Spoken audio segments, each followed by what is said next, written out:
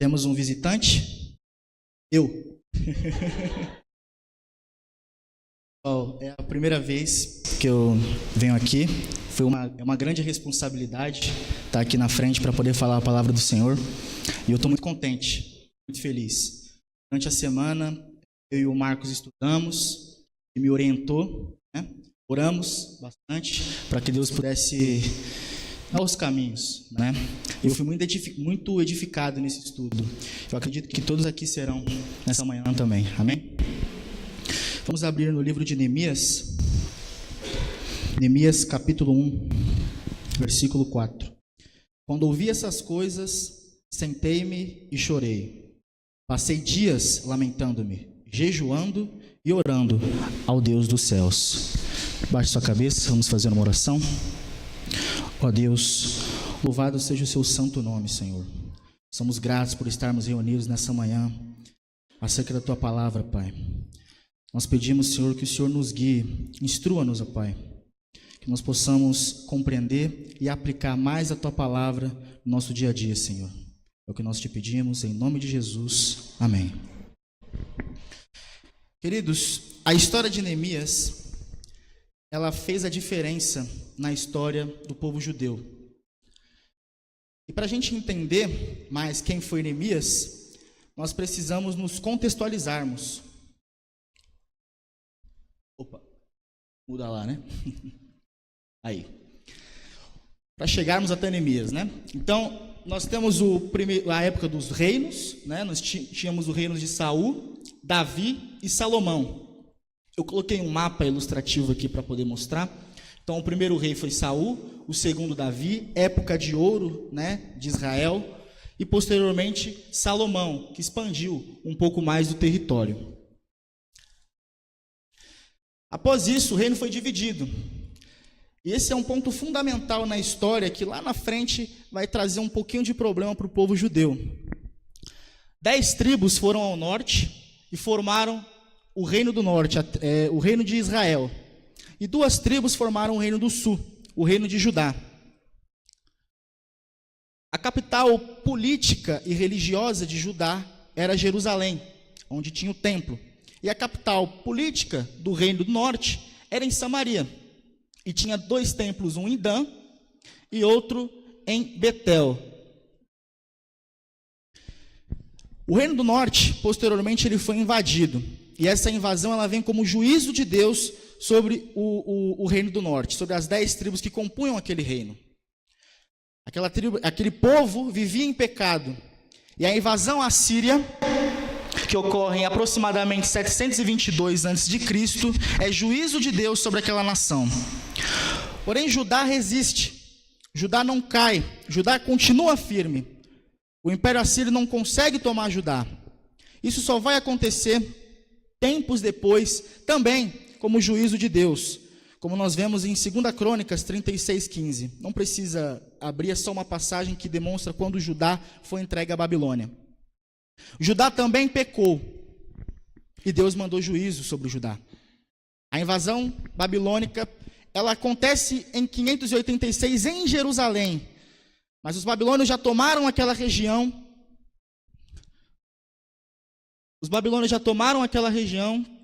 Aqui. Aqui então, ilustrado em vermelho, é o Império Assírio, tomando apenas o Reino do Norte. E depois o Império Babilônio vem em aproximadamente 609 e toma o Império Assírio. E só em 586 Jerusalém é invadida. E quando Jerusalém é invadida, o templo é quebrado, os muros são derrubados, o povo é levado à miséria e o povo é levado em cativo. Eles vão até a Babilônia. A política assíria era diferente da política babilônica. Os assírios tinham como costume de misturar os povos. Então, quando os assírios chegam até o reino do norte, eles misturam o povo, e aí nasce o problema dos judeus com os samaritanos.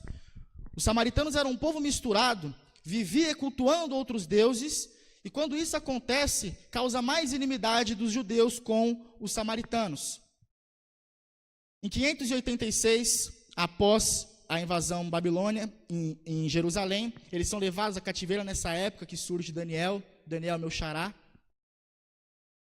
E quando eles são levados à Babilônia, o profeta Jeremias já havia dito, Jeremias 25:11, e toda esta terra virá a ser um deserto e um espanto, e estas nações servirão ao rei da Babilônia 70 anos. Durante exatos 70 anos, os judeus foram levados a cativeiro pelos babilônios. Eis aí que o nosso personagem surge, nosso querido Neemias. O problema é que nessa história, em 539, após 70 anos, a Pérsia é quem domina aquela região. Então nós tivemos o Império Assírio, nós tivemos o Império Babilônico e agora nós temos o Império Persa. 539, 70 anos depois. Ciro, o rei da Pérsia, Ciro o Grande, é quem domina aquela região, e a política persa era diferente da política babilônia. Ciro liberta o povo, ele diz, podem voltar, voltem para Jerusalém, reconstruam seus muros, levantem sua cidade, voltem. E os judeus voltam. Eles voltam e se deparam com uma cidade totalmente devastada. Os muros quebrados, o templo caído. E quando os judeus chegam a Jerusalém, qual é o primeiro pensamento? Vamos reconstruir a cidade, vamos levantar a cidade novamente. E quem chega para querer ajudar os judeus? Os samaritanos. Aqueles que adoraram a outros deuses. Aqueles que já estavam misturados. E os samaritanos, junto com os judeus, pedem para levantar o templo, para levantar os muros, para reconstruir Jerusalém. E os judeus falam, não. Vocês adoram a outro Deus. Vocês estão em pecado. Eles não vão levantar Jerusalém com a gente. E eis aí que os samaritanos fofoqueiros redigem uma carta para o rei da Pérsia e diz, olha, se eu fosse o senhor, eu ficaria esperto. Porque esse povo de Jerusalém é um povo perigoso, é um povo rebelde. Puxa o histórico deles e o senhor vai ver a ficha criminal desses caras. Eles dão problema. Se eles levantarem os muros, se eles levantarem o templo, se essa cidade for levantada, vai dar problema para o seu império. Então o rei embarga a obra dos judeus. Não vai levantar muro, não vai ter nada. Sem custos, não tinham como levantar a cidade novamente. Os judeus continuam na miséria. E é em apenas 450 que Neemias surge na história. Nós estamos falando de 539. Lembre-se que o Antigo Testamento ele é visto de trás, né? Não é crescente como hoje, né? 1, 2, 3, 4. Era 5, 4, 3, 2, 1. Ia descendo. Neemias, quando surge em 450, são aproximadamente 139 anos depois. 139 anos depois, o povo judeu ainda se encontra na miséria. O templo ainda está destruído, os muros ainda estão derrubados. A cidade está devastada. 139 anos depois. Só que Neemias foi um personagem fundamental, porque Neemias fez a diferença na história. Um spoiler para vocês, mas vai ser importante. É Neemias o responsável pela reconstrução dos muros de Jerusalém. Cabe a ele esse papel. Mas como Neemias reconstruiu o muro? Vamos fazer a leitura? Neemias, capítulo 1, versículo 1. A história de Neemias.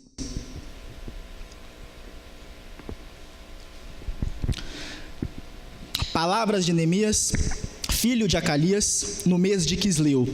Informação importante, Quisleu aqui quer dizer mês de novembro, ok?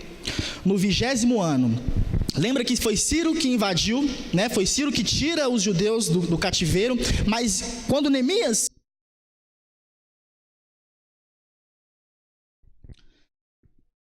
Então no 20º ano, é 20º ano sob o governo de Artaxerxes I. Artaxerxes era filho de Xerxes, aquele rei que a gente vê no filme dos 300. Ele é filho do Rodrigo Santoro. Enquanto ele estava na cidade de Suzã, notem que essa informação também é importante. Suzã não era Jerusalém. Suzã era outra cidade, estava fora dos limites de Jerusalém. E Neemias estava em Suzã.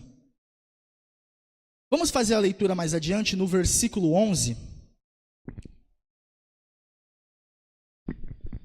Senhor, que os teus ouvidos estejam atentos à oração deste teu servo e à oração dos teus servos que têm prazer em temer o teu nome. Faze com que hoje esse teu servo seja bem-sucedido, concedendo-lhe a benevolência deste homem. Nesta época, eu era copeiro do rei. Neemias era copeiro.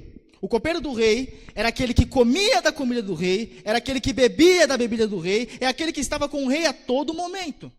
A todo momento Neemias estava com o rei. Ele estava cercado dos luxos do rei. Que vida boa, não é? Qual era a obrigação de Neemias em relação a Jerusalém? Neemias não era um sacerdote. Neemias não era um homem da lei. Neemias não era um escriba. Ele estava trabalhando com um emprego secular. E acredito que hoje seja a realidade da maioria aqui presente, não? Nós não trabalhamos na igreja, não somos sacerdotes, mas nós temos nossos empregos seculares, né? E Neemias, ele foi usado por Deus para fazer a diferença na história.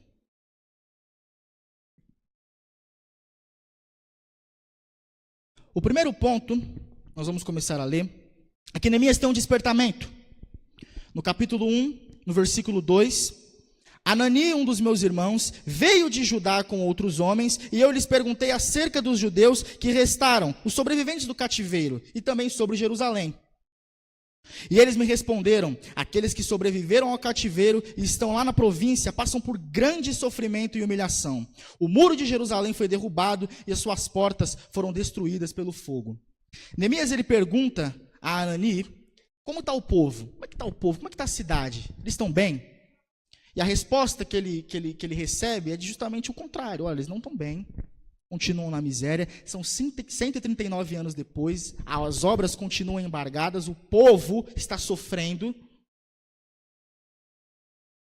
Despertamento. Neemias pergunta, Neemias se informa, Neemias está atento ao que está se passando.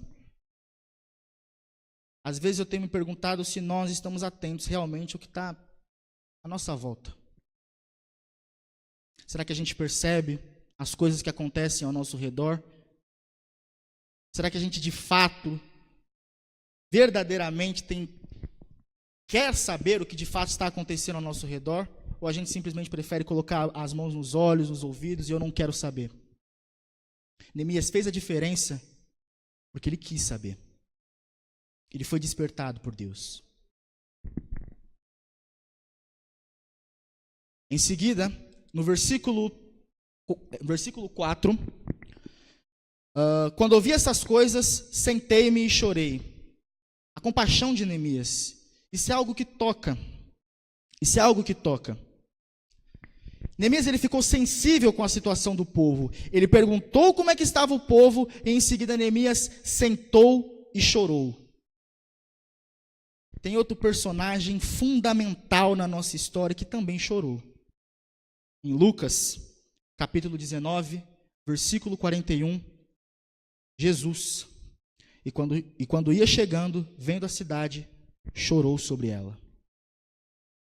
Jesus, quando olha para Jerusalém, ele chora. Não foi só Neemias que chorou. Tem faltado isso também em nós, não?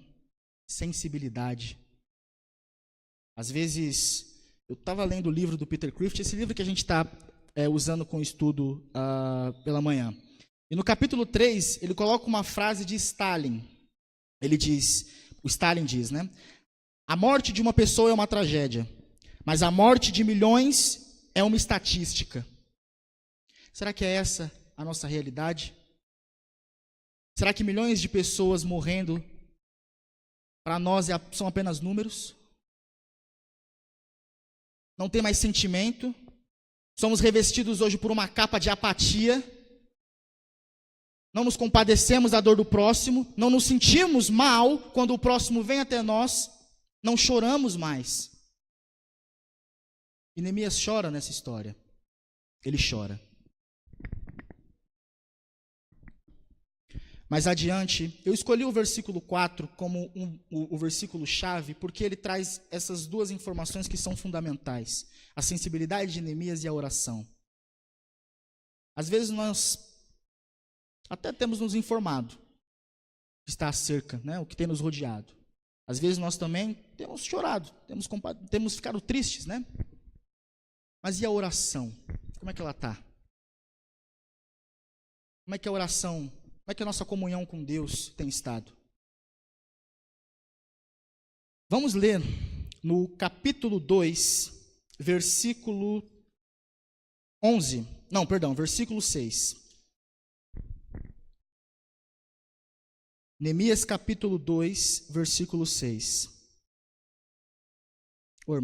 Versículo 4. Neemias capítulo 2, versículo 4. O rei me disse: o que você gostaria de pedir? Então orei ao Deus dos céus e respondi ao rei: se for do agrado do rei, e se o servo puder contar com a benevolência do rei, que ele me deixe ir à cidade onde os meus pais estão enterrados em Judá, para que eu possa reconstruí-la. Então o rei, estando presente, a rainha sentada ao seu lado perguntou-me: quanto tempo levará a viagem? Quando você voltará? Marquei um prazo com o rei e ele concordou que eu fosse. A seguir acrescentei: se for do agrado do rei, eu poderei levar cartas do rei aos governadores do Trans-Eufrates, para que me deixem passar até chegar a Judá. E também uma carta para Asaf, guarda da floresta do rei, para que ele me forneça madeira para as portas da cidadela, que fica junto ao templo, para que os muros da cidade e para a residência que irei ocupar. Visto que a bondosa mão de Deus estava sobre mim, o rei atendeu os meus pedidos. Nós já vimos aqui que Neemias concluiu aquilo que ele queria. Mas antes disso, esse versículo que nós lemos agora, no capítulo 2, ele se passa no mês de Nisan. O mês de Nisan era o mês de março. Então lembrem-se que no capítulo 1, nós lemos no mês de Quisleu. No capítulo 2, já se passa no mês de Nisan. Queridos, Neemias orou por 4 meses. 4 meses de oração. Foram 120 dias, não só orando. Nós lemos no versículo 4. Quando vi essas coisas, sentei-me e chorei. Passei dias lamentando-me, jejuando e orando ao Deus dos céus. Às vezes eu me pergunto também, quanto tempo eu tenho orado? Será que tem sido uma oração verdadeira, franca, de comunhão com Deus, de vivência com Deus? Nós, às vezes, chegamos na igreja, o irmão passando por uma necessidade, a gente ora pelo irmão, a gente pede a Deus pela vida do irmão, mas quando a gente passa por aquela porta, quando a gente pisa na rua, a gente já não se lembra mais do irmão. Já não oramos mais por ele. E às vezes no próximo domingo, quando o domingo chega, irmão, nossa, lembrei, preciso orar por você, né? E aqui Neemias ora por 4 meses. 4 meses. A oração é fundamental. Porque é ela que nos liga a Deus. É na oração que a vontade de Deus é consolidada.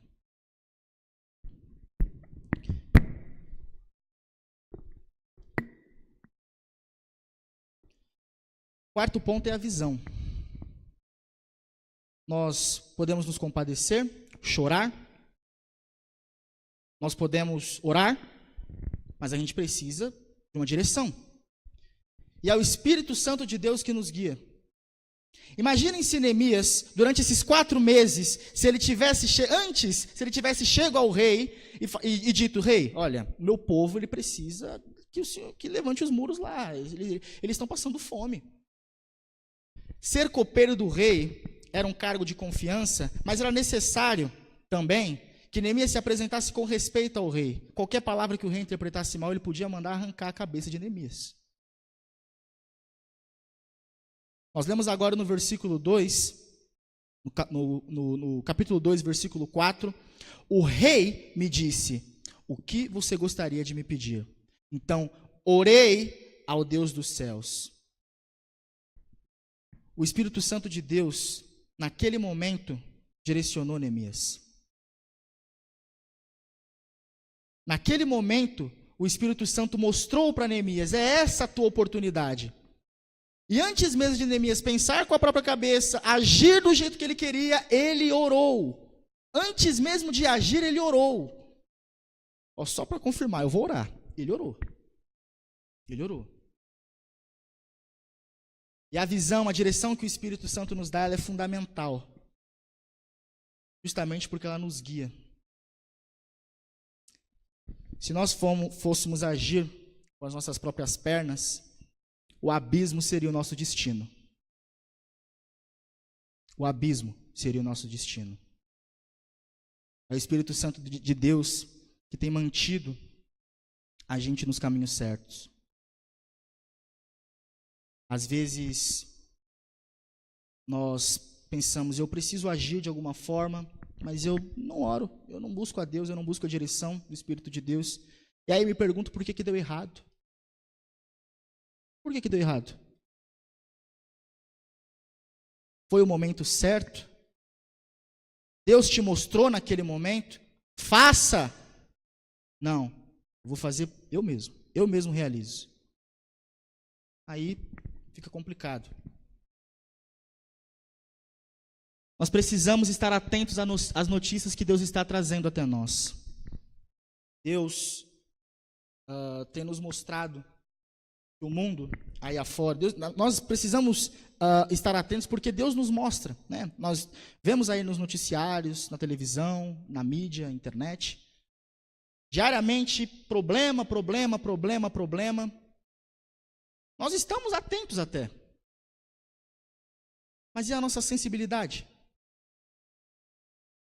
Ser sensíveis ao quadro mostrado. Nós vemos aquilo, parece que aquela notícia, ela formou uma casca em cima da gente que a gente já não sente mais nada. É tanta tragédia na televisão que quando a gente vê, já não surte mais efeito. O cristão hoje parece que está anestesiado pela insensibilidade. Anestesiado pela insensibilidade. Nos aplicarmos em oração. Nós vimos aqui, né? Foram 4 meses de oração. 4 meses de aplicação, jejuando, orando, buscando a Deus, tendo comunhão com Deus. Fundamental na vida de um cristão é a oração. Fundamental na vida de um cristão é a oração.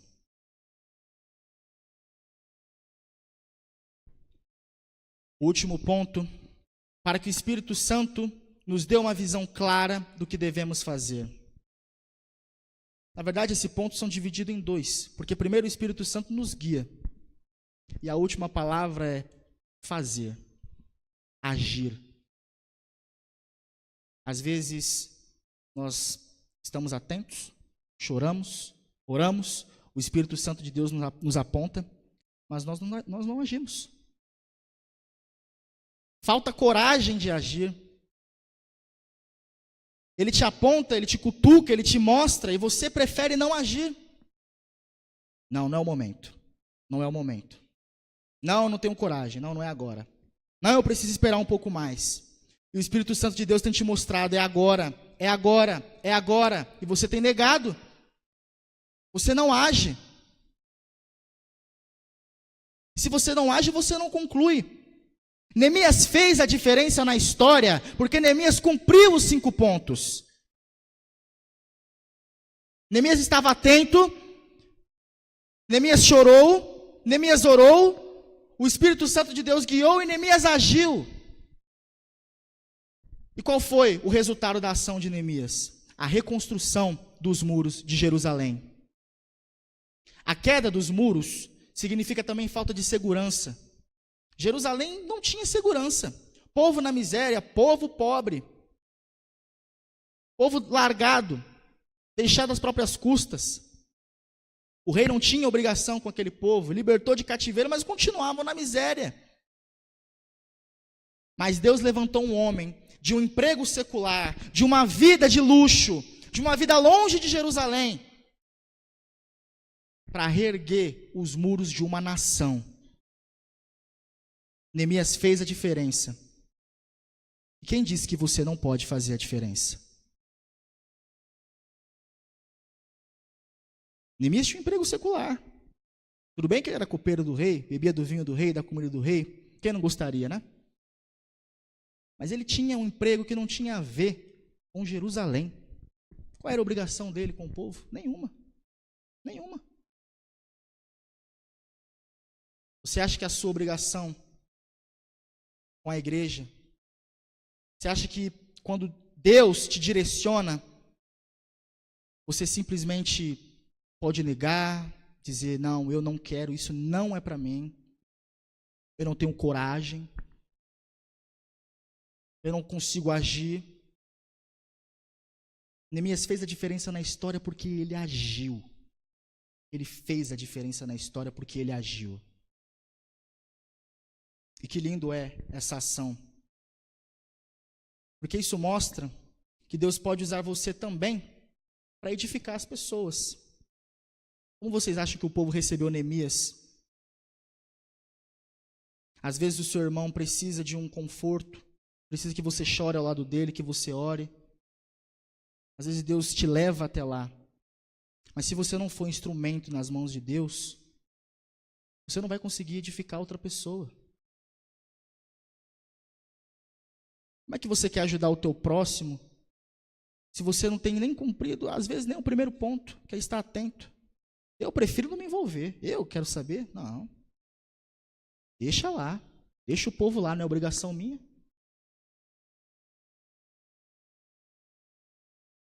Que nós possamos mudar esse sentimento dentro de nós. Que, infelizmente, isso tem feito parte, às vezes, da nossa vida. Acredito que a insensibilidade é um ponto fundamental aqui que toca.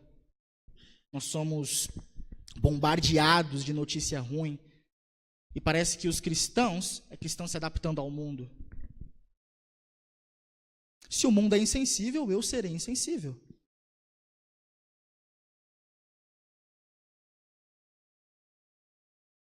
Não é verdade? Eu não tenho obrigação com o próximo. Qual é a minha obrigação com o outro? Nenhuma. Não é da minha família. Às vezes tudo está voltado ao próprio eu. Eu preciso, eu necessito, eu quero. Me abençoa. A ligação já não é mais para amar o próximo como a ti mesmo, é ame a si mesmo como ama a si mesmo.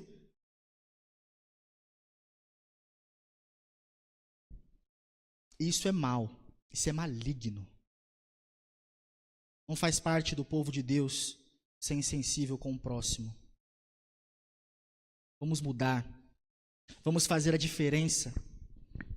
Que nesse ano que se começa, agora, né, o carnaval passou, o ano começa agora, né, passando aí a bagunça do carnaval. Faça a diferença no seu trabalho, faça a diferença na tua casa, na tua escola, na tua faculdade, no ambiente que você vive. Você não precisa fazer a diferença aqui na igreja. Neemias não estava em Jerusalém fazendo a diferença em Jerusalém. Neemias estava em Suzã. Em Suzã. Você quer só estar aqui na igreja e fazer a diferença apenas aqui? Esteja você em Suzã, para que você possa fazer a diferença em Jerusalém. Vamos orar. Ó Deus, louvado seja o Senhor, Pai. Quão gratos estamos, Senhor, de estarmos reunidos aqui hoje, na Tua casa, na Tua presença. Nós te pedimos, Senhor, toque-nos, Pai. Precisamos ser atingidos pela sensibilidade, Senhor. Nós queremos chorar, Pai. Nós queremos estar com o nosso irmão, chorando com ele. Nós queremos estar atentos, Senhor. Liga as nossas mentes, Pai, para que nós possamos compreender o que está acontecendo no mundo, Senhor. Assim como Neemias, ele também estava atento, e nós queremos estar atentos, Pai. Nós queremos ter uma comunhão reta e verdadeira contigo, Senhor. Que sejam dias, Pai, que nós possamos passar uma comunhão verdadeira, que nós possamos ter uma comunhão verdadeira contigo, Senhor. Nós necessitamos de Ti, Pai. Sem Ti, Senhor, nós somos nada. É o Teu Espírito que nos dá visão, é o Teu Espírito que nos esclarece, é o Teu Espírito que tem nos guiado, Pai. E quando o Senhor nos mostrar a visão, quando o Senhor nos mostrar aquilo que o Senhor quer, encoraja-nos, Pai, para que nós possamos agir, e não para nós, mas para a Tua honra e para a Tua glória, Pai. Que tudo seja direcionado a Ti, Senhor. Digno de adoração. Louvado seja o Seu nome, Senhor. Nós pedimos, Pai, que esse ensino que foi passado aqui hoje possa fazer parte da nossa vida, Senhor. Que nós possamos nos aplicar em oração, em compaixão, em atenção. Que nós possamos fazer a diferença esse ano, Senhor. Seja na nossa casa, no nosso trabalho, faculdade, escola. Queremos agir, Senhor. Que a tua soberana vontade seja feita, Pai. É o que nós te pedimos. Em nome de Jesus. Amém.